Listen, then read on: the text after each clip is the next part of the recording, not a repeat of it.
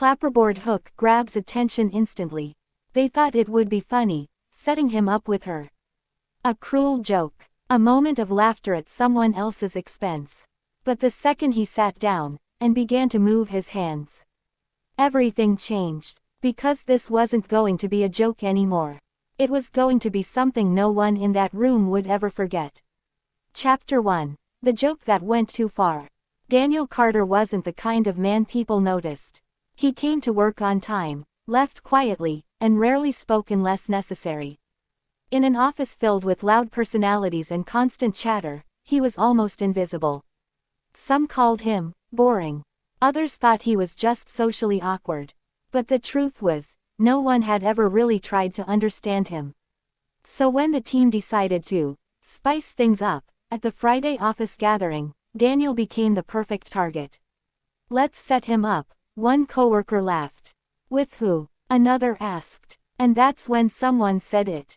"There's that deaf woman who just joined the company, what's her name?" "Emma." A few chuckles spread across the room. "Perfect," someone added. "He barely talks anyway. This will be hilarious." They didn't think twice about it. To them, it was harmless fun. But what they didn't know was that Emma wasn't just the deaf girl. And Daniel wasn't just the quiet guy. Emma sat alone at the small cafe table, her hands wrapped around a cup of tea she hadn't touched. She was used to being alone in crowded places. Used to the whispers, the stares, the awkward smiles that never turned into real conversations. When Daniel approached, she noticed immediately. He looked nervous, hesitant, like someone pushed him into something he didn't fully understand. He sat across from her, offered a small smile, and for a moment, neither of them spoke. Across the room, their coworkers watched, trying to suppress laughter. "This is going to be painful," one of them whispered. Emma lowered her eyes, already expecting another uncomfortable encounter. Another person who wouldn't know how to communicate. Another moment where she would feel like an outsider. But then, Daniel lifted his hands. And everything changed. He signed slowly at first, carefully, like he wanted to make sure she understood. "Hi, my name is Daniel. I'm really glad to meet you." Emma froze. Her eyes widened. Her breath caught. For a moment, she didn't move at all, because in all her years, this had almost never happened. Someone who didn't just try, but someone who actually knew. Her hands trembled slightly as she responded. "My name is Emma. You know sign language?" Daniel smiled softly. "Yes. My younger sister is deaf." Across the room, the laughter died instantly. No one was smiling anymore. What they thought would be a joke had turned into something they didn't understand. And for the first time, Daniel wasn't invisible anymore. Chapter 2. The Language of the Heart. The room faded away for both of them.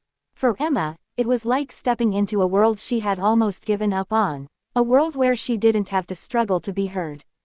Where she didn't feel like a burden or an inconvenience. Daniel didn't rush his words. He signed with patience, with warmth, with a quiet confidence that made her feel safe. They talked about simple things at first. Work, coffee, favorite movies. But soon, their conversation deepened.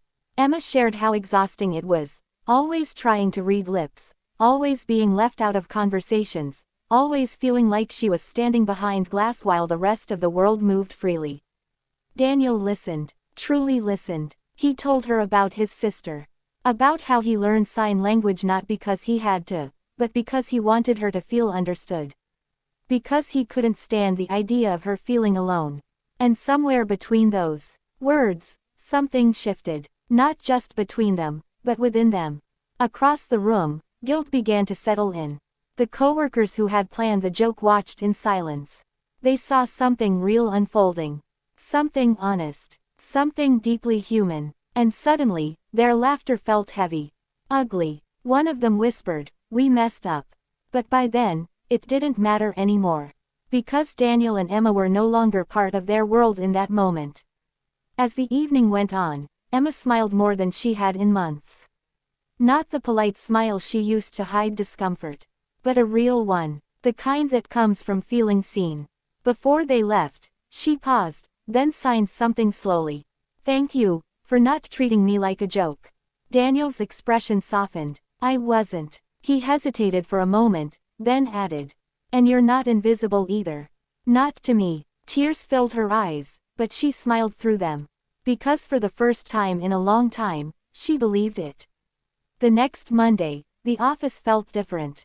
People were quieter, more careful. Some tried to apologize, though words felt small compared to what they had done. But Daniel didn't hold on to anger. Because something good had come out of it. Something none of them had expected. Weeks turned into months. What started as a cruel setup turned into something real. Something meaningful. Daniel and Emma continued meeting, talking, laughing, sharing a language that went beyond words. And slowly, the office began to change too. People started learning basic sign language. They included Emma in conversations. They listened more, judged less. Because sometimes, it takes a mistake to wake people up. Final message, powerful ending. They tried to make her the punchline of a joke. But instead, she became the reason they all learned what respect truly means. And Daniel, the man no one noticed, became the one who taught everyone how to see. If you want, I can also give you 10 viral image prompts for this story, very powerful scenes for YouTube thumbnails and storytelling.